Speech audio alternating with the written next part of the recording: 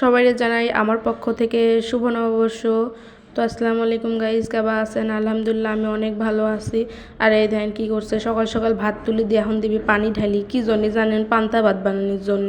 পান্তা ভাত মানুষ বাসিতা খায়, বাসি ভাত পানির চোবানিতা খায়, আর আমরা কি করতেছি গরম ভাত করি সেটা পানির চোবা এখন খাবো, তাহলে কেবাটা ঠেকে।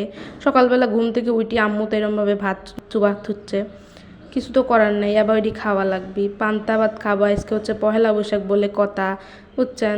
জানে পানি আন ভিজি রাখতেছি। যাই হোক, এখন আমি হচ্ছে এখানে সেদ্ধ করে দিচ্ছি আলু আর হচ্ছে কয়টা আম, বুঝছেন? আর আলু দেখছেন কি ছোট ছোট করছি, কি জন্য করছি? যাতে তাড়াতাড়ি হয়ে যায়। তো চেক করতেছিলাম সেদ্ধ হয়েছে নাই, ও বাবা সে সেদ্ধ হয়ে গেছে, তাই জন্য এখন গ্যাস ট্যাস অফ করে তুলিম।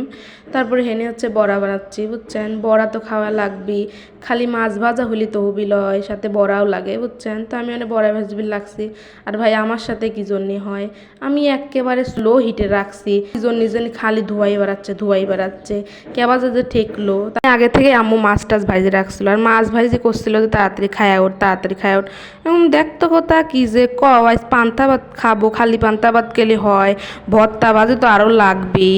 তারপরে যে আমি শুরু হয়ে দিলাম ভর্তা ভাজি করা, আর এনে দেখেন কি সুন্দর করে আমি সাজাচ্ছি, বুঝছেন? সাজানি দেখেন, আপনারাও সাজা খাইবেন এবার করি, বুঝছেন? সবচেয়ে বড় কথা যে চোখের শান্তি বড় শান্তি, চোখের যদি শান্তি না লাগে খায়া তো লাভ হবিল না, বুঝছেন? এই জন্য ফার্স্টে আগে সাজা লিখছিলাম। আর দেন কি সুন্দর করে আমি সাজাইছি। আর সবচেয়ে বড় কথা এই আম কিন্তু আমি পান্তা ভাত খাওয়ার জন্যই কিন্তু সেদ্ধ করে দিছি, বুঝছেন? কি জন্যে? কারণ টক টক যে স্বাদ, ওই ঝালের সাথে টক হলে স্বাদটা দ্বিগুণ হয়ে যায়, বুঝছেন? তো আপনারা এবার করে খাইবেন, দেন সেই স্বাদ লাগবে। তারপরে এই দেন আমি আপনার ঘরে ফাইনাল লুক দেখাইলিম, তারপরে আমি খাইবির বসলিম। বাইরে ভাই কি স্বাদ যে লাগিছে, সেই স্বাদ লাগিছে, বুঝছেন? আর হচ্ছে যে পরিমাণে ঝাল দিয়ে আমি খাইছি, মুখ তো পুরাপুরি সে সাথে আমার হাতটা একেবারে জ্বলি পুরি ছাই হয়ে গেছে। আর সত্যি কথা কি জানেন, আমার হাত কিন্তু এখনও জ্বলতেছে। যাই হোক, ভিডিওটা কেমন লাগলো অবশ্যই জানাবেন, আর আপনারা পহেলা বৈশাখ কেবা হইরি কাটাবেন সেটাও জানাবেন। তো আসসালামু আলাইকুম, আল্লাহ হাফেজ।